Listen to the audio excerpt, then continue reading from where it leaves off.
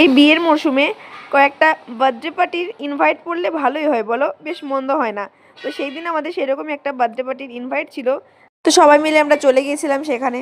তো hello everyone, তোমরা সবাই কেমন আছো? আমি তো বেশ ভালোই আছি। তো আমার নতুন একটি ভিডিওতে তোমাদের সবাইকে ওয়েলকাম। তো ভেতরে গিয়ে দেখি বার্থডে বয় কেক কাটার জন্য রেডি। তো সেই জন্য সবাই মিলে একসাথে ওরা ফটোশ্যুট করছিল।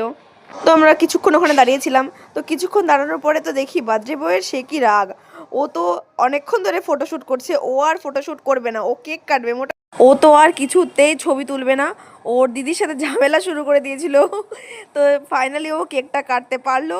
ওর তো ইচ্ছে কতক্ষণে কেকটা ও কাটবে, তারপরে ও একটু টেস্ট করবে। ও তারপরে নিজেই কেকটা খেয়ে নিল, কাউকে একটু খাইয়েও দেয়নি। তো আমরাও কিছুক্ষণ দাঁড়িয়ে চলে গেলাম ওপরে খাওয়া দাওয়া করার জন্য, কেননা আমি রিয়ার মাই ছিলাম। তো আমাদের আবার বাড়ি ফিরতে হবে, রাত্রি হয়ে যাচ্ছিলো অনেকটা। তো সবাই মিলে খেতে বসে পড়েছি। আরে আরে, তোমরা আবার ভাবো না এরা খেতে বসে পড়েছে আর গিফটই দিল না বার্থডে বয়কে।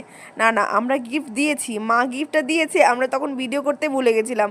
তখন আমরা সাইডে ছিলাম, মা যখন গিফটটা দেয়। তারপরে আমরা খাওয়া দাওয়া কমপ্লিট করে নিলাম, তারপরে চলে আসলাম বাড়ি। তো আজকের মতো ভিডিওটা এই পর্যন্ত, টাটা।